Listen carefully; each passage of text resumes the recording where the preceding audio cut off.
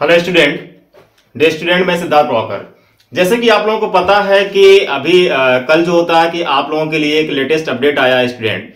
जो बच्चे सालों से जो होता है कि इस नीट के प्रिपरेशन के लिए काफ़ी मेहनत करते हैं स्टूडेंट, ये आपके लिए जो होता है काफ़ी अच्छा अपडेट आ चुका है कि जो नीट 2024 स्टूडेंट, ठीक है, यानी कि 2024 का जो एप्लीकेशन फॉर्म है स्टूडेंट, ये आउट हो चुका है। और ये जो होता है कि अब आपको जो होता है कि इस फॉर्म को फिल करना पड़ेगा। देखिए क्या है इसमें, मैं कुछ टर्म एंड कंडीशन आपको बता दे रहा हूं। जो बच्चे जो होता है कि नीट जो होता है कि एग्जाम प्रिपरेशन कर रहे हैं वो भी इस फॉर्म को फिल करेंगे।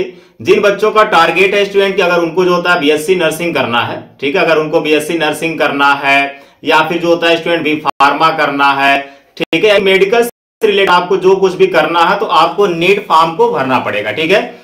क्योंकि जो होता है प्राइवेट कॉलेज में भी अगर आप जाते हैं तो आपको जो होता है कि आपसे ये मांगा जाता है कि क्या आप जो होता है कि नीट में रजिस्ट्रेशन किए हैं या फिर नहीं किए हैं, ठीक है। तो फाइनली जो होता है कि आपको नीट का जो एप्लीकेशन फॉर्म है ये भरना पड़ेगा, ठीक है, ताकि जो होता है कि अगर आपको प्राइवेट में जो होता है एडमिशन ले रहे हैं तो उसमें भी आपको किसी प्रकार का कोई प्रॉब्लम ना हो, ठीक है। एक टर्म एंड कंडीशन है स्टूडेंट, तो आपको जो होता है इस फॉर्म को फिल करना पड़ेगा।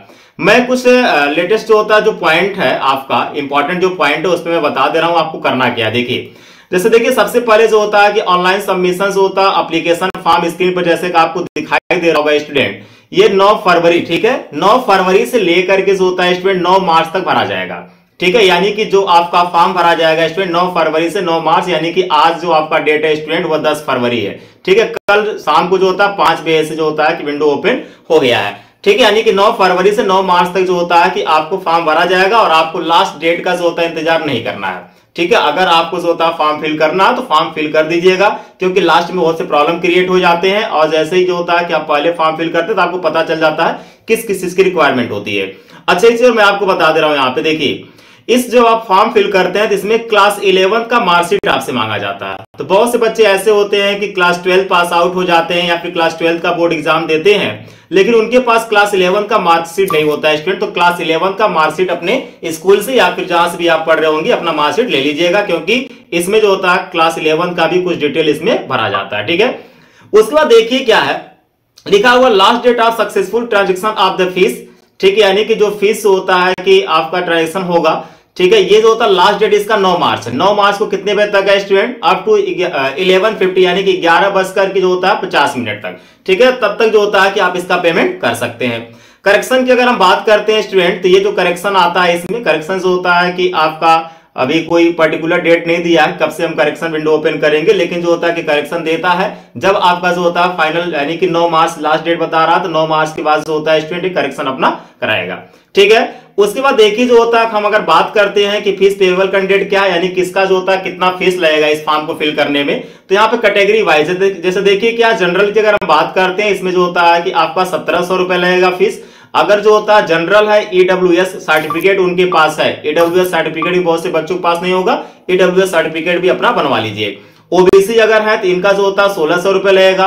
अगर एससी एसटी है स्टूडेंट या पीडब्ल्यूडी है आपका, सॉरी पीडब्ल्यूडी यानी कि जो एज ए डिसेबिलिटी होती है जिनके पास, ठीक, या फिर जो होता है थर्ड जेंडर की बात कर रहे हैं तो इनका जो होता है कितना होगा 1000 फीस होगा स्टूडेंट, ठीक है।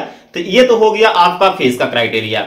उसके बाद देखिए जो होता है कि आपका announcement of the city of examination होता है, तो भी आपका वेबसाइट पे आ जाएगा। अभी इस तरह का कोई अपडेट इसमें नहीं मेंशन किया गया है। इसमें मेंशन क्या किया गया देखिए, जैसे उसके बाद जो होता है डेट ऑफ एग्जामिनेशन आपका फिक्स है कि आपका कब एग्जाम होगा। इस बात को ध्यान से सुन लीजिएगा कि आपका ये फिक्स है कि कब एग्जाम होगा, यानी कि 5 मई को, ठीक है, यानी कि 5 मई यानी कि संडे का दिन पड़ रहा है, इस दिन जो होता है कि आपका एग्जाम होगा।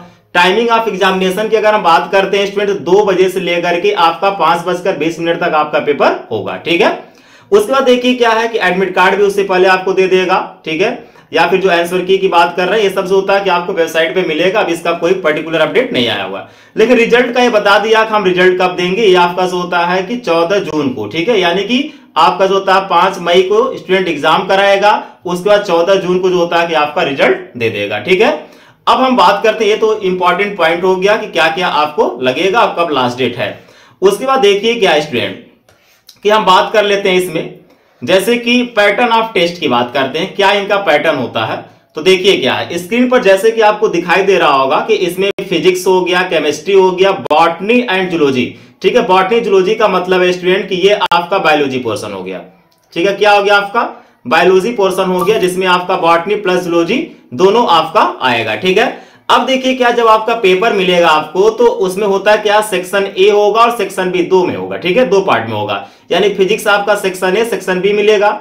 जो सेक्शन ए होता है इसमें आपका जो होता है 35 क्वेश्चन रहेंगे, और जो सेक्शन बी होता है इसमें आपका 15 क्वेश्चन रहेगा, लेकिन जिसमें से आपको 10 इसमें से अटेम्प्ट करना होता है। ठीक है, और एक क्वेश्चन जो होता है स्टूडेंट आपका जो है कितने मार्क का रहेगा, 4 मार्क का रहेगा। ठीक है, यानी टोटल जो होता है कि आपका 35 क्वेश्चन है तो 140 नंबर का ये हो गया, और इसमें से होता है कि आपका 40 ये हो गया। ठीक, उसके बाद केमिस्ट्री की अगर हम बात करते हैं, इसमें भी सेक्शन ए और सेक्शन बी रहेगा, जिसमें से आपका 35 क्वेश्चन रहेगा सेक्शन ए में। उसके बाद होता है 15 क्वेश्चन आपका जो होता है सेक्शन बी में रहेगा, सेम वही पर्टिकुलर वही पैटर्न रहेगा इनका भी। बॉटनी जूलॉजी में देखिए सबसे ज्यादा क्वेश्चन होता है स्टूडेंट बॉटनी और जूलॉजी में आता है। ठीक है, जैसे इसमें क्या होगा, जो सेक्शन ए होता है इसमें जो होता है आपका 35 है, सेक्शन बी 15 है, यानी कि सेम एक चीज होगा। जूलॉजी की अगर बात करते हैं इसमें भी जो होता है आपका 35 और 15, यानी कि जो बायोलॉजी पोर्शन ओवरऑल आप देख रहे हैं इसमें नंबर ऑफ क्वेश्चन आपका ज्यादा होगा, और जो होता है कि नंबर की अगर हम बात करते हैं तो इसमें भी आपका जो होता है कि ज्यादा होगा। ठीक है, 360 होगा। कितना होगा आपका 360 नंबर का बायोलॉजी आपसे पूछेगा। उसके बाद जो होता है और आपका फिजिक्स और केमिस्ट्री होता है। तो ये तो आपका पैटर्न हो गया। उसके बाद देखिए क्या है कि इसमें इंपॉर्टेंट पॉइंट्स मैं बता दे रहा हूं कुछ। जैसे देखिए लिखा फॉर सेक्शन ए जो होता है स्टूडेंट ये एमसीक्यू में होगा। किसमें होगा आपका एमसीक्यू होगा। इसमें जो होता है स्टूडेंट निगेटिव मार्किंग होती है, यानी कि माइनस मार्किंग होगा आपका। ठीक है, -1। ठीक है, यानी कि एक नंबर जो होता है कि आपका कट जाएगा अगर आप जो होता है कि गलत क्वेश्चन जो होता करते हैं, और अगर आप अटेम्प्ट नहीं करेंगे या फिर क्वेश्चन को टच नहीं करेंगे तो वह जो होता है कि उस पर आपको 0 मार्क्स यानी कुछ उसमें आपका नहीं मिलेगा। उसके बाद देखिए मोड ऑफ एग्जामिनेशन की हम बात कर लेते हैं कि मोड ऑफ एग्जामिनेशन इनका क्या है। ठीक है, देखिए क्या है कि यहाँ पे लिखा हुआ है कि इज ए यानी कि नीट यूजी जो होता है 2024 is a pen and paper based test होगा, यानी कि ये ऑफलाइन होगा। क्या होगा आपका ऑफलाइन होगा, यानी कि जो होता है ऑनलाइन नहीं होगा, सिस्टम पे आपको बैठ के एग्जाम नहीं देना होगा, ये ऑफलाइन होगा। ठीक है स्टूडेंट, ड्यूरेशन ऑफ टेस्ट की अगर हम बात कर लेते हैं इसमें आपको 3 घंटे टोटल मिलते हैं, उसके बाद 20 मिनट मिलेगा। ठीक है, ये आपका ड्यूरेशन होगा। मीडियम की अगर हम बात करते हैं क्वेश्चन पेपर का क्या मीडियम होगा, तो इसमें देखिए क्या कि जैसे आप जब फॉर्म भरते हैं उसमें जो होता है कि इंग्लिश और हिंदी, यानी कि आप जो होता है बेसिकली इंग्लिश ही उसमें मेंशन करेंगे। ठीक है, तो उसमें क्या होता है कि आपका इंग्लिश होगा, हिंदी होगा, और अलग अलग जो होता है स्टेज का अलग अलग जो होता है अपने लैंग्वेज में क्वेश्चन मिलेगा, लेकिन जो आप डालेंगे वही आपको मिलेगा। ठीक है, उसके बाद देखिए क्या है कि अगर हम बात कर लेते हैं नेक्स्ट पॉइंट की, तो एलिजिबिलिटी की अगर हम बात कर लेते हैं क्या क्वालिफिकेशन होता है आपका एमबीबीएस के लिए एंड बीडीएस कोर्स के लिए जो होता है क्या क्वालिफिकेशन है। तो इसमें देखिए सबसे पहले जो होता है कि आपका जो होता है कंप्लीट 17 ईयर होना चाहिए, यानी कि 17 साल आपका एज होना चाहिए। अगर जो होता है डेट ऑफ बर्थ देखिए क्या है आपका, देखिए लिखा है 31 जो होता है 12 2007, यानी कि आपका जो होता है कि 31/12/2007 से पहले का जो होता है कि आपका डेट ऑफ बर्थ होना चाहिए। ठीक है, तब जाकर के जो होता है कि इस फॉर्म को आप फिल कर पाएंगे। उसके बाद देखिए क्या स्टूडेंट, उसके बाद जो होता है कि इसमें मैं कुछ और पॉइंट बता दे रहा हूं। हाँ, जैसे देखिए जब आप फॉर्म फिल करेंगे तो उसमें जो होता है आपसे कुछ कोड पूछा जाता है। जैसे मान लीजिए लिस्ट लिखा हुआ है स्क्रीन पर आपका, list of code of occupation, qualification, income certificate, father and graduation जो होता है गार्जियन एंड मदर का जो भी है। ठीक, तो इसमें देखिए अगर जो होता है कि पेशा यानी कि आपके पिताजी अगर एग्रीकल्चर करते हैं तो इसके लिए आपका कोड जो होता है कि 1 होगा, स्क्रीनशॉट लेकर आपका रख लीजिए। ठीक है, जैसे जो आपके पेरेंट्स का ऑक्यूपेशन होगा उसके बेस पे जो होता है आपको कोड उसमें फिल करना होता है। जैसे मान लीजिए बिजनेस कोई कर रहा है तो उसमें 2 डालेंगे, अगर कोई मेडिकल में है तो 3 डालेंगे, इंजीनियरिंग अगर कोई कर रहा है तो उसमें 4 डालेंगे। ठीक है, लॉ प्रैक्टिस अगर कोई कर रहा है तो 5 डालेंगे। इस तरह से होता है कि इनका कोड होता है, उसमें कोड आपको फिल करना होगा। List of code of income भी जो होता है स्टूडेंट कोड के बेस पे होता है, यानी कि इनकम सर्टिफिकेट जो आपका बनता है कितने का करा। देखिए क्या अप टू जो होता है कि अगर आपका 50,000 से, ठीक है, यानी कि क्या स्टूडेंट अगर 50,000 से ऊपर का आपका इनकम है मंथली तो उसके लिए जो होता है कि आपका कोड जो होता है 1 होगा। ठीक है, 50,000 से लेकर के 1 लाख है तो 2 होगा। ठीक है, इस तरह से होता है कि यहाँ पे सब कोडिंग आपका लगा हुआ है, इस तरह से आपको कोड भरना पड़ेगा जो आप इनकम सर्टिफिकेट बनवाएंगे। ठीक है स्टूडेंट, तो आप देख रहे हैं कहीं ना कहीं से होता है स्टूडेंट कि ये आपके लिए काफी ज्यादा इंपॉर्टेंट है, और मैं आपको बार बार कह रहा हूं कि आपको करना क्या है इसमें कि फॉर्म को जरूर फिल करिएगा।